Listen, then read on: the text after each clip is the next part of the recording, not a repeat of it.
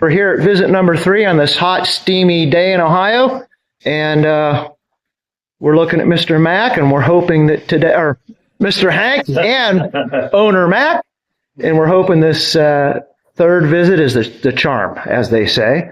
And I would like you, Mack, to start out a little bit talking to us about what you've been up to with Hank since our last visit. Mm-hmm. Yeah, so Hank has made, leaps and bounds of progress since our last visit, even without any serious in-hand work. We've just continued working on our bonding and trust of just me being in his space. I remember at our last visit, this was still really uncomfortable. You can see he's kind of uncomfortable even just with my hand, but he's becoming a lot more trustworthy of me. I'm becoming a person of comfort. And so we've just been working on, generally putting a saddle on, just general things that would make a horse uncomfortable, and working from there. He's got some new pasture buddies who are really human friendly, which has made a big difference in his, willingness to be an active participant in training, seeing his friends, interact with me. So we're just taking really small steps. We've had to kind of slow down. Sometimes you have to adjust the speed at which you start restarting a horse and start back from the building blocks, but I'm proud of him and the progress that he's made so far. Great. Mr. Underschultz, we're going to turn it over to you, and you can tell us what you're seeing today and where we're going today with this critter.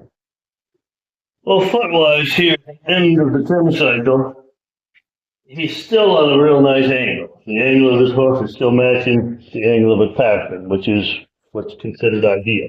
And when we started out with him, the angle of his hoof was much lower than his pastern angle, even post-trim. So he is maintaining his feet much better. He's comfortable on them. He's moving a lot more out in the pasture, and he's doing more things for Mac because his legs are so much more comfortable where he's not getting torqued and twisted by those horrible lopsided feet. As you can see, they are still, well, let me get my tape measure, but they're still not the same. There we've got 3 inches, and there we've got 2 3/4. And it's the same here. There we've got the 3, and there we've got the 2 3/4. So we're still at almost quarter inch of imbalance.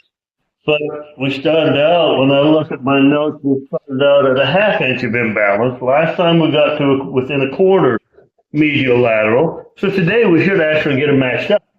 So there's been constant progress with each go around, and we'll continue that this time. But each time we're getting much more of just a regular routine trim. One thing I got to point out, because it's just that you just measured, the flaring doesn't seem to be nearly as aggressive, and that's kind of cool to see that when the flaring is still existing, but it's not as harsh, we'll say. Yeah. You're on the right track. So that's really cool. We're doing our job and we're helping him. Yep, that's really cool. Well, let's turn him around. All right, take a break, get him turned around, and be right back.